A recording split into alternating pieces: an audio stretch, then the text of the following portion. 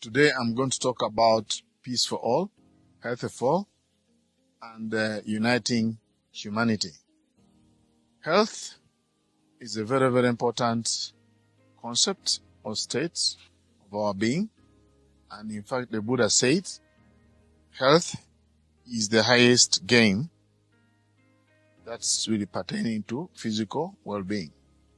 He said contentment is the greatest wealth, and this is pertaining to promoting mental health or well-being. Trust are the best kinship. This is about promoting social well-being. And Nibbana is the highest bliss. This is about promoting spiritual well-being. This well-being connects us as human beings, and all beings want to be physically well, socially well, spiritually well, and mentally well.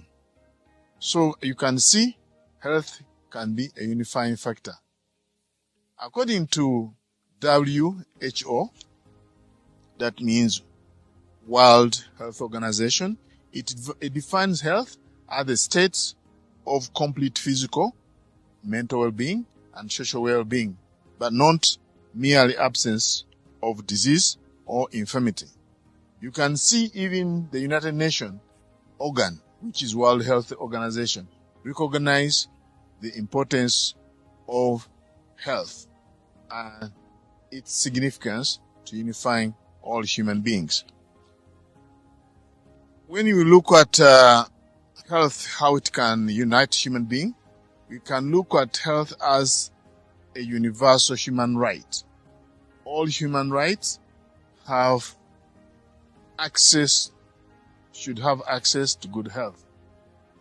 And also it's a fundamental right to have good health.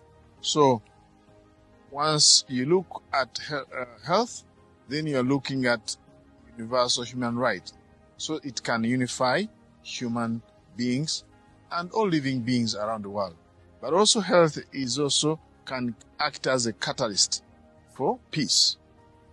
That means when we have good health programs, we can bring peace in war-torn areas like conflicting zones, post-conflict zones.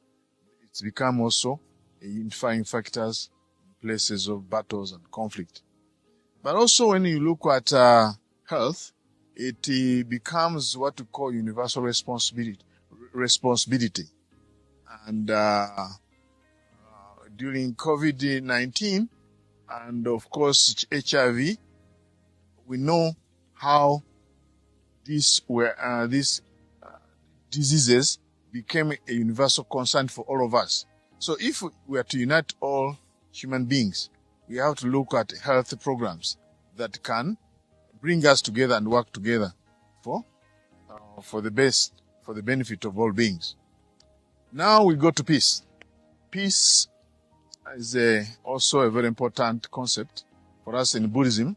We use it synonymously with happiness.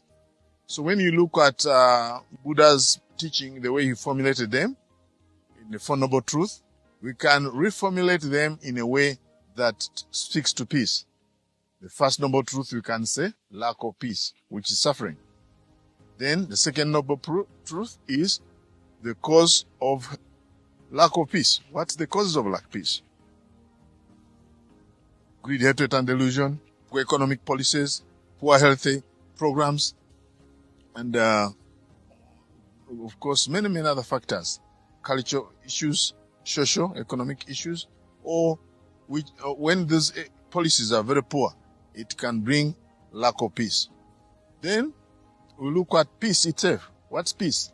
According to Buddhism, peace can speak in theory and wish people peace, but from a Buddhist point of view, we need to practice peace.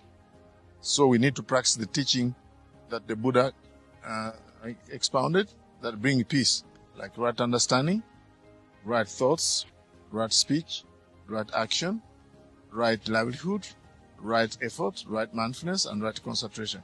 In other words, we need to avoid doing what's evil, we need to do what's good, and purify the mind, and practice mindfulness. So that will bring peace. So we look at also another aspect of Buddha's teaching of peace is realization. So it's in the theory, talk about peace, but there's practice of peace, which I've told you to practice the Noble Eightfold Path, right understanding, right thought, and so on. But also the realization. We need to realize peace. So now that's Buddha's teaching. But let's go to another organ of United Nations. It talked about, this is UNESCO. UNESCO put it in its preamble that if wars begin in the minds of human beings, it's within this human mind that we can actually find peace. We can construct peace. So this is very, very important, that all human beings have, of course, their mind. And when the war starts in the human being's mind, so peace, it starts also in human being's mind. That means it's universal.